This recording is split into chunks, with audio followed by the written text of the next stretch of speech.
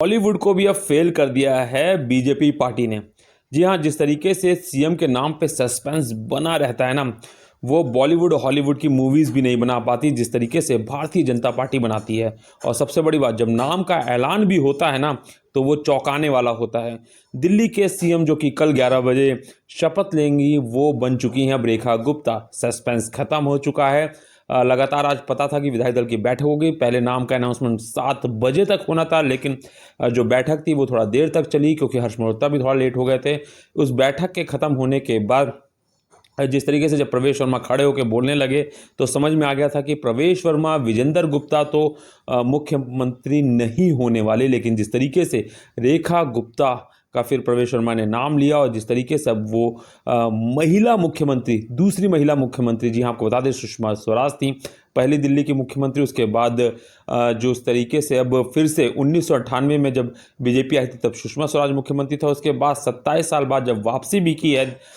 BJP ने दिल्ली में, तो फिर से महिला मुख्यमंत्री रेखा गुप्ता बनी है। हालांकि आपको बता दें जो इनका जन्म है वो हरियाणा में हुआ है, लेकिन कहा जा सकता है कि काम लगातार यहाँ पे पढ़ाई बहुत की है, यहाँ से मेयर का इलेक्शन लड़ चुकी हैं और ऐसे में अब शालीमार से जीत के आई थी। नाम काफ़ी आगे चल रहा था और कहीं ना कहीं बीजेपी के ऊपर ये थोड़ा सा एक प्रश्न चिन्ह उठता था कि जो सीएम है, जो अभी जो हाल ही स्टेट जीते हैं उसमें पुरुष सीएम बनाए जा रहे हैं, लेकिन अब बीजेपी ने उस ट्रेंड को भी तोड़ते हुए महिला सीएम को बनाया। हालांकि आपको बता दें कि प्रवेश वर्मा के जो हम कह सकते हैं फैंस हैं, जो उनके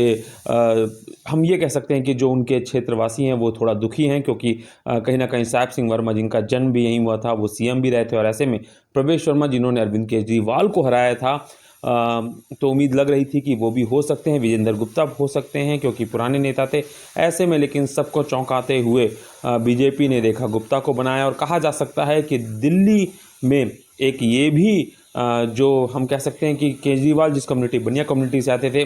उसी कम्युनिटी से रेखा गुप्ता भी आती हैं। पहली बात तो ये है कि एक तरह से वो चीज़ है और दूसरी सबसे बड़ी बात, जिस तरीके से अरविंद केजरीवाल ने कहा था कि अगर चुनाव जीतते हैं तो फिर से मुख्यमंत्री बनेंगे, यानी सीएम आतिशी खड़ाऊ मुख्यमंत्री थी और चुनाव जीतने के बाद वो बनते, तो उस मिथक को भी तोड़ते हुए दिल्ली ने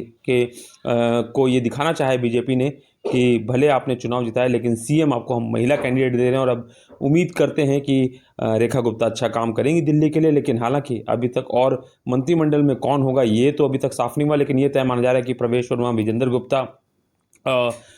ये जो नेता हैं ये कैलाश गहलोत, ये मंत्रिमंडल में हो सकते हैं। लेकिन फिलहाल अभी किसी की घोषणा नहीं की गई है कि कौन क्या होगा, लेकिन ये साफ हो चुका है कि दिल्ली को उसकी जो मुख्यमंत्री है वो मिल चुका है और कल 11 बजे लेंगी रेखा गुप्ता शपथ।